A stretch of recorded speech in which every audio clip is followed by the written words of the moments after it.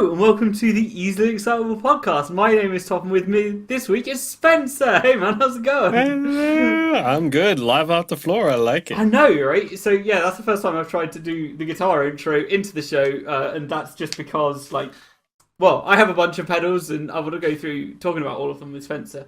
I wanted to do this a few weeks ago as well, actually. Yeah. Record this then. But at the time, I'm in a completely different location. I'm at my parents' house. But back then, I was on the verge of selling my apartment, which is at the moment Yeah. going through that whole process. So I had my audio interface was at my apartment, but my amp and my guitars weren't at all. So Yeah. I had to send you a message, and I was just like, "Oh, I just don't have any of the equipment that I want to use to record." Yeah. I was like, hey, you know that thing we talked about doing? We can't do that thing because I don't have the things that we need to do the thing. Yeah. So That's effectively how it boiled down. yeah, and yeah, I was just, you were like, "Is everything okay?" I was like, yeah. I'm just selling my apartment, and it's just been a crazy time for the last 4 weeks or whatever. Because Yeah, it's I'll been bet. a while, but yeah, how's everything going? Good. Yeah, Everyone in our house is actually healthy for a change. awesome. No flus. It's like for the first time in Well, this year, since this year, Sure, actually. yeah. Like since January 2nd, I think there's been a grand total of 4 days without a bug going around our house. Oh, So, crazy. So, awesome. Yeah, everything's just been going crazy, and it's been busy for me recently as well. You're Yeah. saying everyone's better, which is awesome. And yeah, I've just been crazy busy at work. Everyone's always busy at work, but that's the nature of work, isn't it? So Yeah. just hope to be busy and doing something productive. And yeah, I've just managed to finish the audit for the management standard the company's working towards, and now I just need to write up some final reports to say these are the things we're going to do to make sure that we're all okay. So it's going to be an interesting time coming up when I go back into work. And yeah, I'm off today because it's, what day is it? It's Monday, Easter Monday. Yeah, it's Monday, So- Easter Monday, yeah. So yeah, and in the UK we get Good Friday and Easter Monday off, which is quite nice. We get Yeah. a 4-day weekend. We typically do here as well, here in Newfoundland, provincially anyway, for Easter Monday, but Good Friday is a national thing.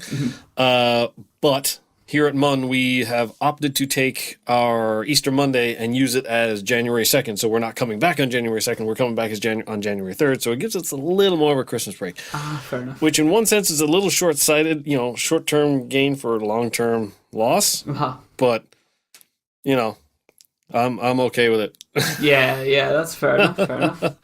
I'm all right with it. Cool. So I've got myself a bunch of pedals, some of which I've acquired somewhat recently.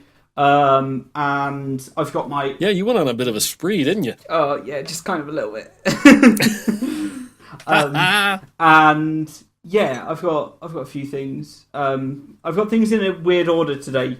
So I have a loop station. I've had it for a long time. A loop station is just a pedal that will take a sample and replay it again and again and again.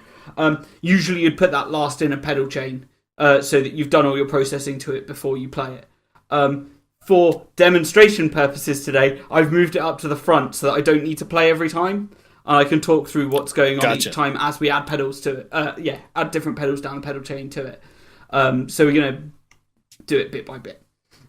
Right. So I've got my, what is it? It's a Blackstar HT Studio 20. So it's sort of semi-state hybrid with a valve amp. It's interesting. Blackstar don't typically do have a weird amp setup where they're getting a lot. I don't know. It's a strange amp style because it's not purely valve and it's not purely solid state. Gotcha. It's a hybrid. And then, yeah, I've got my guitar. I've got my trusty old Schecter 006 Elite, which has humbuckers and a coil tap, so I can switch to single coils as well. So we're going to hear different examples of each of those. And then on the floor, I've already talked about the loop station, but the next pedal in my chain is a compressor sustainer, which goes at the front.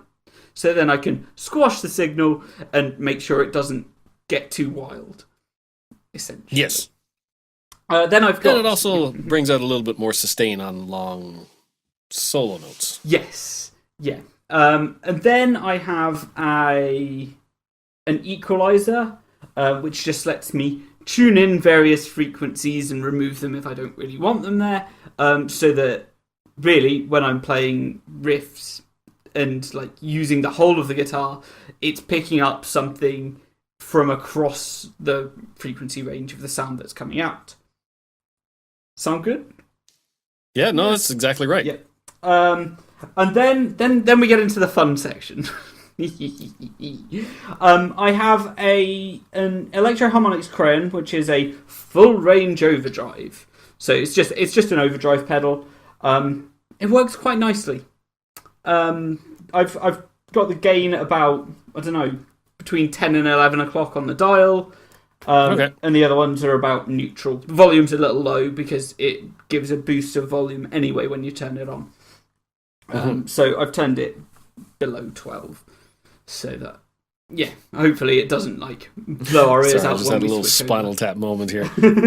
Goes up to 11, yeah. Oh man. And then then we've got the fuzz pedal, which we've talked about before but we haven't heard, and the POG, which is the polyoctaphonic. It's not octaphonic. No, it's a polyphonic octave generator. That's it. I was getting my words mixed up. That gives us extra octaves above and below. And then something we've talked about plenty of times before, a delay pedal, which is always fun. I'm not using the tape echo this time. I'm just using a little delay. Oh, okay. I love your tape echo. I know. It's somewhere else, but yeah, it doesn't take other pedals particularly well. So probably not. So I just try to keep it like if I'm going to use it, I'll use it on its own. And like that's that. And then last in the chain at the moment is the MXR Micro Chorus, which has one knob on it to change the rate, which is fun. Okay. Yeah, you can do some pretty cool stuff with that. Yeah. I wanted whatever the blue chorus that MXR does is. I think it's the analog chorus. I think so, yeah. But that was a lot more expensive than I was willing to pay for a pedal at the time, and I got it second hand for like mega cheap, so I was completely okay with what I got. There you go. So, right, all the pedals are off. I'm trying to think whether I should do some chords and see what different things do to those, or do some notes first. I'll probably say do some chords first and see what happens. Give her. Yeah. Listen to your heart, man. Okay, so we're on the neck pickup with the humbucker setting for the time being. So we'll just go.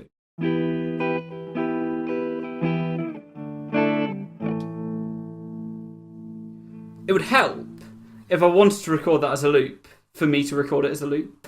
Yes. Yeah. As in the loop pedal. Yeah. So let's do that.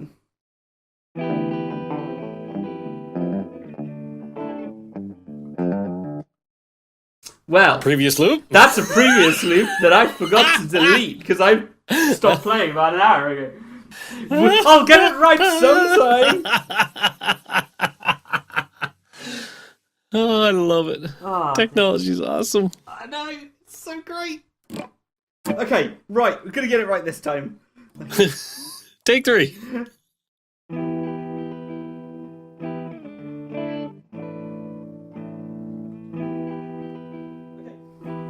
So we've got the it going on. There's no pedals working on this other than the loop station right now. Right. And we can stop that as well when we need to. So first I'm going to add the compression sustainer, and we'll see what that does to it. We should notice a little bit of a difference between the two. So if we start with the loop.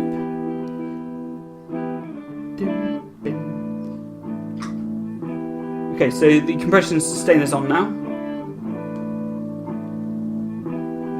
It's made somewhat of a difference. You can hear. Yeah. It's there's no a little punchier. No peaks, but it's punchier in different places. So I've taken it off now, and then I'm going to put the EQ on it. It shouldn't make much of a difference because I have it set pretty flat.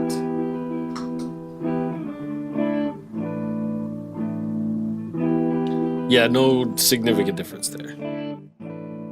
Okay, so I'm going to leave the EQ on because I just like having the EQ on. It sounds it's just getting things just a little more under control. Yeah.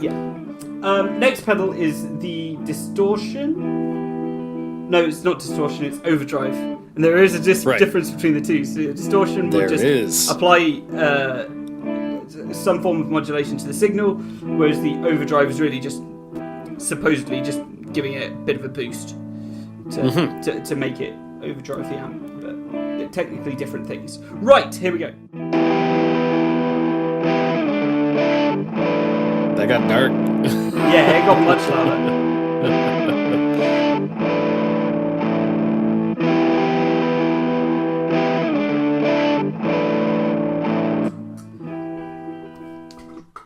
So the distortion itself sounds pretty good. It's better when you're like you have it under control. It's not, I don't know, it's not particularly great at doing big chords using lots of strings. It sort of suffers under there. Maybe a different, more expensive distortion would be able to handle it better, or overdrive. Oh my god, I wish I could say the right words today. But well, not only that, but you might also have to either finagle your pickup settings or your EQ settings on your pedal. You know, just to sort of clean it up a little bit, because it's certain frequencies will tend to overblow it harder than others. Yes, yeah. I'm not even going to bother with fuzz for this, because fuzz is way better for like single note sections. Yes. So we're not going to bother with that. We're not going to bother with the polyphonic octave generator for the time being, although it is an interesting thing. Maybe we will. We'll come back to it. But we'll definitely come back to it. If we had to put the delay and chorus on it, we'll do delay first and we'll see how that goes. It should just sound more echoey and wonderful. Bassy. Yeah. Yeah.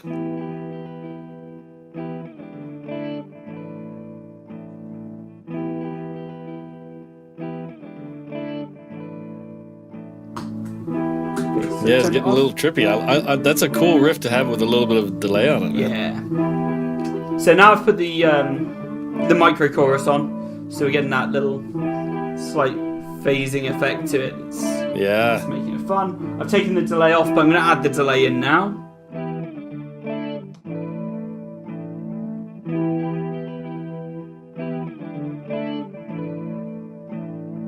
Yeah. Little bit of Dream Theater-ishness going on in there. Yeah, and it's just, it's really nice to just make some sounds. Usually I'd have my loop station at the end, so I would capture that rather than the bit at the beginning. So then I'd have something to play over the top of. But yeah, that's what I've got for the time being. And I think, when you're doing that kind of thing, it sounds great. And it's lots of fun. Agreed. So what can we do next? We can do, I don't know, we'll look at the fuzz and the pog and see what they do. Yeah, there you go. I'm going to take the delay and chorus off. Okay, and then we're going to put the fuzz on. It's going to get noisy because yes, it will. Fuzz is a noisy thing. This is just the fuzz on its own. I've got the EQ on still. I don't think I'll be turning that off again. But we'll see how this goes. Make sure I'm on the now bridge pickup and see how this sounds.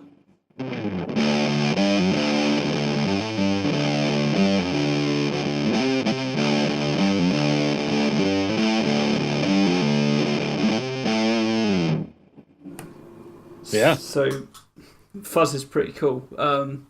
You see that big? I mean, if you tried to chord that, man, what a sonic mess that would make. What's that like this? Yeah, I mean, it has its place, but Yeah. It can be so messy. It can be so messy if not used properly. Absolutely. So you've got to be particular with fuzz. So what I'll do is I'm going to put the pog on, the polyphonic octave generator, and the fuzz. Actually, no, I'm going to do the clean pog first, and we'll see how that sounds because that's interesting. Let's see what we've got. And back to the neck pickup. Actually, I'm going to go single coil on this one.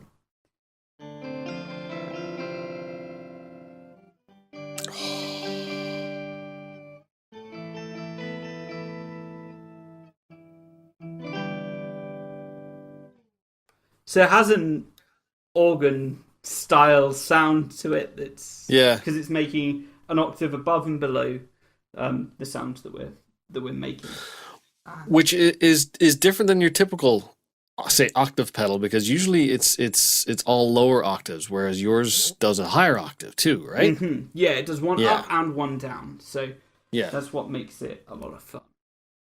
Yeah. And it's like I said, it makes quite organ-like sound, and it gets it gets quite interesting. Like when you play chords, because it's polyphonic.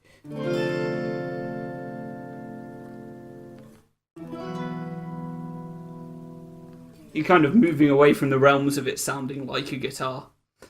Yeah, but that could be cool. It has its place, and it's real enjoyable. So what happens if we add the fuzz to this? Ooh, we're going to have some chaos. Fun. Yeah. So I'm just trying to think of famous examples where fuzz and like octave pedals were added. I'm going to turn the fuzz off for a second. You've got like your Jimi Hendrix. A lot of Jimi Hendrix's solo styles. They use both of these when you're looking at bands.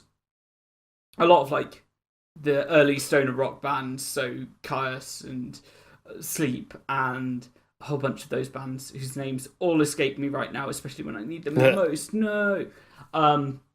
They've got this kind of sound on them. So I'm going to try and play what I was playing a few minutes ago when I just had the fuzz on, but now with the pog on, and we'll see what happens to the sound now.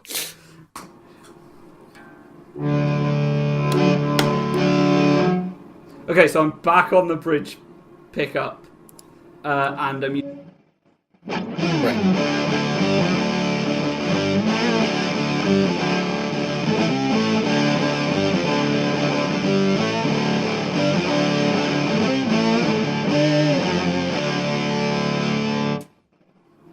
So yeah, we have a lot of fun with that noise right there.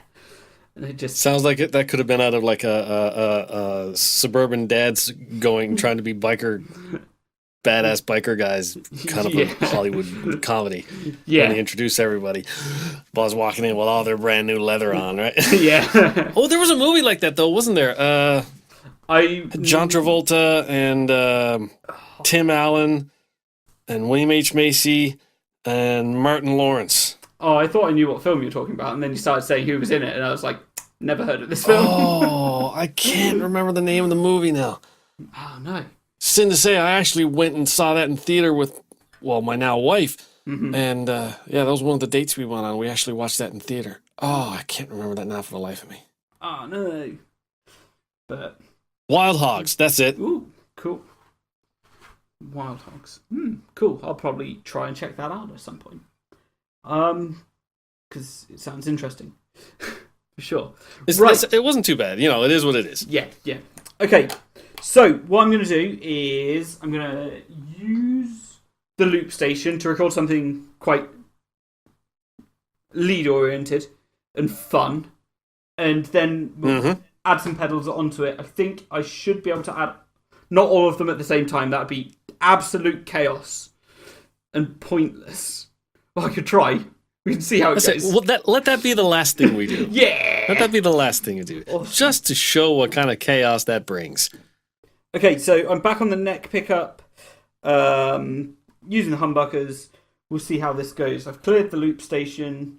Let's have a go.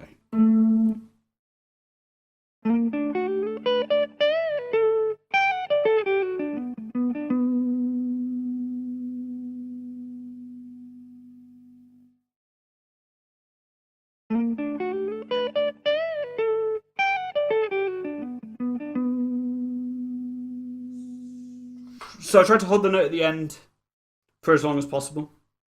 So then we can see what happens when the compression sustainer is in play. There you go. So we can try and keep that like a nice long loud note.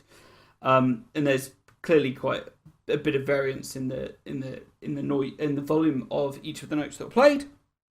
So hopefully the compression sustainer will bring them all up to a nice level and keep it quite consistent. So now I've got the compression sustainer on, the EQ's still on. Let's see what happens.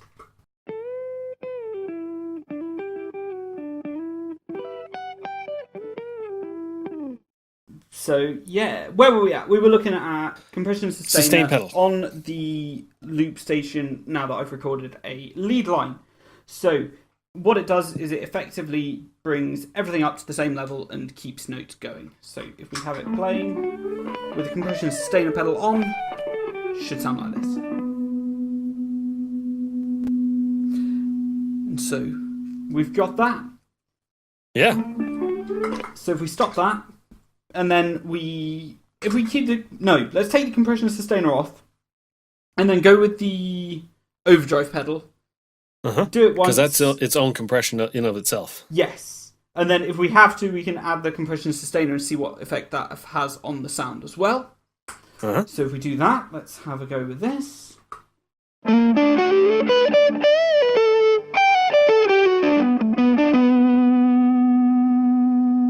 I'm putting the compression sustainer on.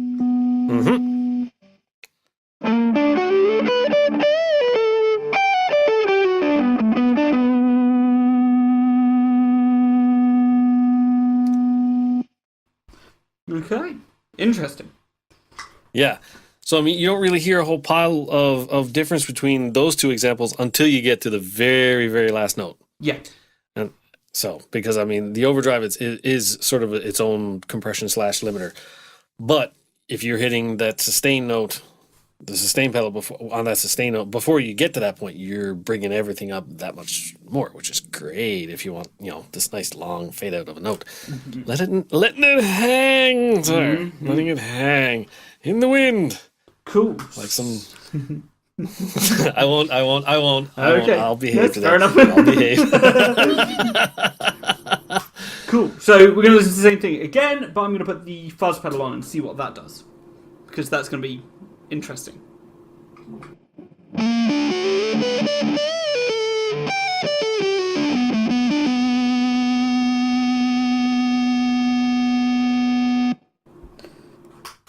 So it becomes very noisy, but you still keep like the note definition. But it's fun. It's fun. Yeah. I like what it does. Next up's the POG. We're going to listen to what the polyphonic octave generator does. And then after that, once it's gone through once, I'm going to put the fuzz onto it. So we'll see what the combination of them does to this set of notes, which is love it. Fun.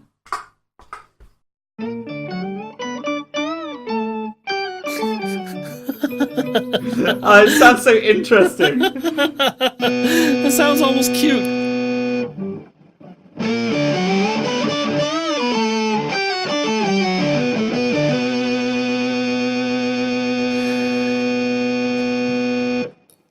Okay, you mentioned before that it adds sort of an organ kind of a sound to it. That definitely sounded like it was an organ versus a guitar then, right? Yeah. Like yeah.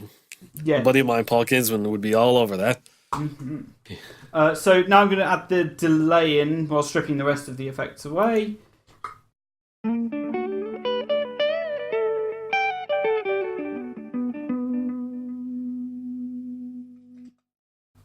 I think I'm just lucky that like the notes are spaced out right to really give it the most impact. I was just thinking, I was like, wow, that's really well timed for just out of the blue.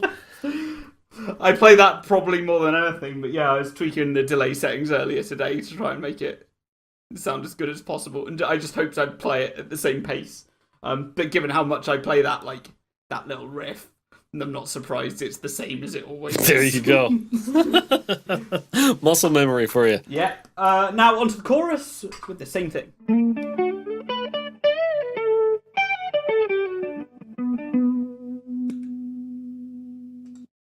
Which is, it's not too noticeable when you're playing single notes for the chorus. It's way more noticeable when you're playing chords and you've got more going on.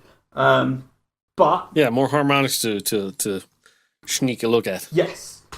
So what we'll do is we'll listen to that again with the delay and chorus on, and then afterwards after it's gone through once, I'll then add the overdrive in, and then after that I'll probably add the compressor sustainer in. So we've got 5 of the pedals active, and then maybe we'll add the pog and the fuzz afterwards. We'll see what happens. I like it.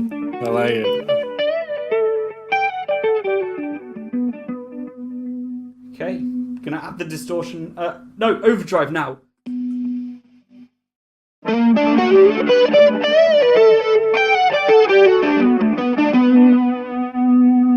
Adding the compressor sustainer. There you go.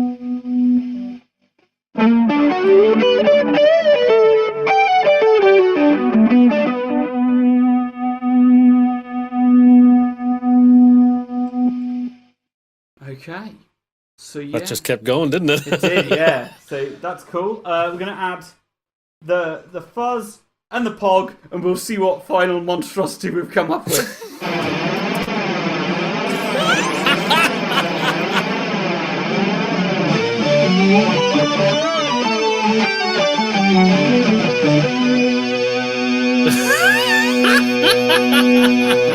That's mental.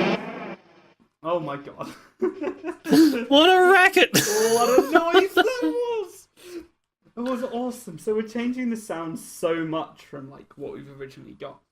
On all these pedals together, it does sound like a mess. I definitely keep like the overdrive and the fuzz. If I'm ever to use them together, I definitely don't have the pog on, because that just messes the sound up massively anyway. Oh yeah. The pog's great at just like when you're like coming up with chords and just making it quite spacey, especially when you add in the chorus. I don't know if I've done that, have I? So if I take the overdrive and the fuzz off, I've got the EQ on, the pog on, and the delay and chorus, so we can get some nice big sounds if we're playing some fun large chords. Like.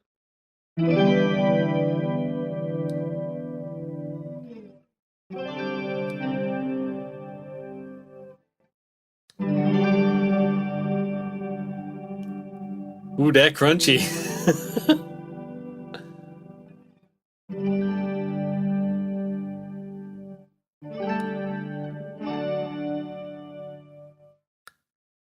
Lovely. So yeah, there's a lot of things you can do with pedals.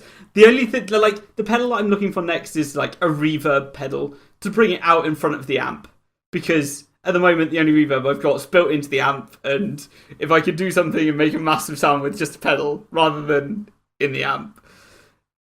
Yeah. I mean, I don't know. There's arguments to be said for both, for either, right? Yeah. You know, from a studio recording standpoint, I wouldn't let you put any of it on there. Oh no, that's completely understandable. What I want to do is I just want to be like, yes, I'm going to do this, make the noise, capture it in the loop station, and then be like, yes, I'm just going to play on top of this and see what happens. There you go. Yeah. But yeah, I can't do that when the reverb's in there and it's not really doing that much. Yeah, agreed. So yeah, there's a bunch of things to do, but yeah, I like my pedal setup at the moment. Like I said, I think a reverb would be really, really nice. I think that's the next step for me. But yeah, we're doing a lot of fun things to the signal coming from the electric guitar through all of the pedals, and it's just so much fun. Like all the different sounds you can make. We've heard a lot of different sounds that can be made. And yeah, there's like such a variety in just the sounds you can get out of the guitar as well. So if we start at like the neck pickup on the humbucker and we just have a listen to a strum of that.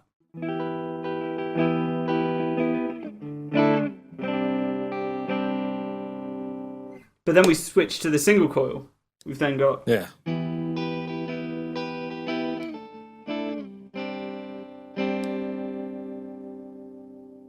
Then we go to the bridge pickup with on the single coil setting.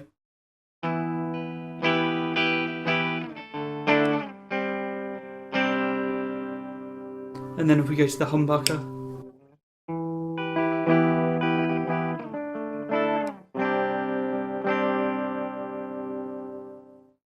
So even just the guitar itself has like a whole bunch of different tones that you can play through. So yeah, at the moment I'm preferring like the variety I can get from this guitar. Usually when we've been talking, I've been playing through my Green Ibanez. Right. I found myself quite limited with the tone control on it recently, so I'm just like, yes, I'm not going to play you for a while. Especially like when I'm going through the overdriven sounds. I think this picks up a little better than that does for the moment, but. You know, it's just, has the amp warmed up? Is everything working together nicely as to which guitar sounds better? This guitar's better, I think, all round, but like when I'm playing lead work and the neck on the green guitar is just completely ridiculous. It's so good. And then, the neck pickup's just amazing. So, yeah, there's lots of fun guitar-y things. Oh yeah, I'm real happy with like this guitar in particular. Like, I don't know, I must have got it when I was still in school, which means it must be about 13 years old now, which is crazy. It's probably one of the first things I bought with my like first job's paychecks. Cool, because I started started working when I was 15, so I've just been saving up. And yeah, I've just been like, I want this guitar. And it was affordable for me. And yeah, it's given that it's got coil tappable humbuckers, like I can do so many different kinds of sounds. The one style of guitar, like I played a Strat in the past, and I was like, oh, this is all right. A Strat style guitar in the past, should I say?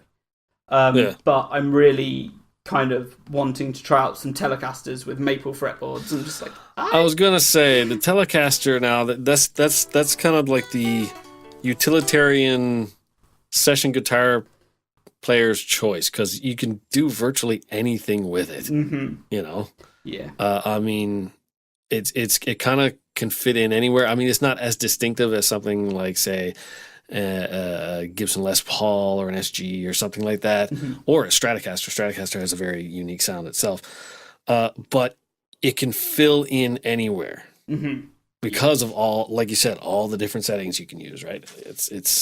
It's amazing what that can do, and I appreciate it. I mean, I don't want to own one, but I can appreciate it from an engineering point of view. Nice.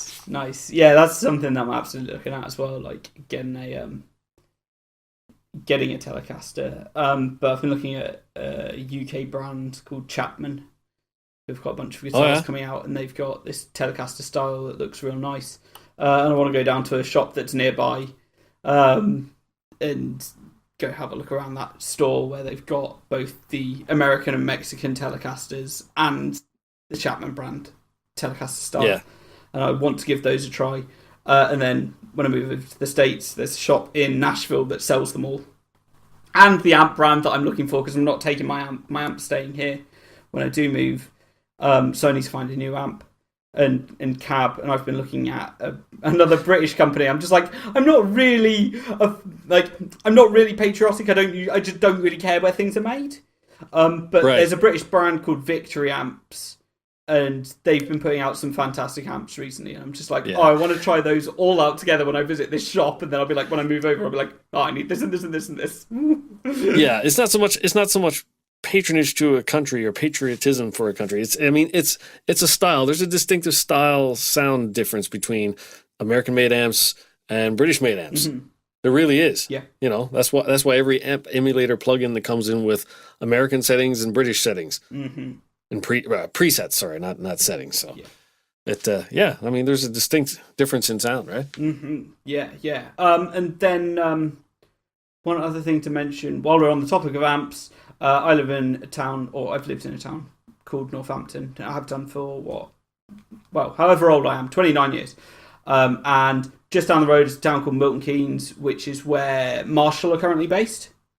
And Blackstar, the amp that I've got right now, was an offshoot of the guys from Marshall, and they set up their company in Northampton, and they did that about 12 to 15 years ago, when they were like, we kind of want to do some more interesting things with the amps rather than be rigid and stick with whatever Marshall was doing at the time. So Right. a bunch of their engineers left and started Blackstar, which was cool. They had a big impact, but yeah, since then Nice. the new company Victory has popped up, and they're making these just incredible boutique style amps, and I absolutely want to have a look into them because they sound fantastic. Nice. And yeah, probably one of my favorite guitarists is playing for them. That's Richie Kotzen. I'm sure I've talked about him before. He's a phenomenal You have, guitarist. yes. I remember the name, yes. Yeah, he's a phenomenal guitarist. He's got his own signature model, and he plays a Telecaster style as well. That's awesome. I'm not trying to be him, I promise. No, but it's an all-rounder, right? Yeah. It does everything. But yeah, cool. Well, Spencer, thank you very much for being my guest this week. It's been You're very welcome. I had fun. I was looking forward to this. It's been a very musically indulgent episode. So yeah, I've been waiting for it for probably a month since we were like, we need to not do it because I can't. Awesome. Yeah, no, it was good. I enjoyed myself quite a lot. Awesome. I always like playing with tech, whether I'm the one doing it or not. You know. Awesome. Well, Spencer, where can we find you across the internet? You can find me on Twitter at SpencerInNL. Cool. You can also find me on SoundCloud under my name, Spencer Crew. Cool. I'm also on CD Baby, Spencer Crew. And I'm on YouTube under Grenou, and same for on the Rooster Teeth site under Grenou, Grenou. Cool. You put out a song recently called Chemical Workers Song. It's cover. I recommend everyone go check that out because it's great. Oh, thanks, man. Alrighty. And yeah, my name is Topham. I can be found across the internet at Etherfart or at Destroy Topham. That's in a whole bunch of places. Twitter, Instagram, and maybe some other places too, like my own website, which is etherfart.com, that I just never mention ever. But yeah. Way to get the plug in. I know, right? Cool. Well, thanks for being my guest this week, Spencer. And yeah, thank you everyone for listening. Have an exciting week. Goodbye. Bye.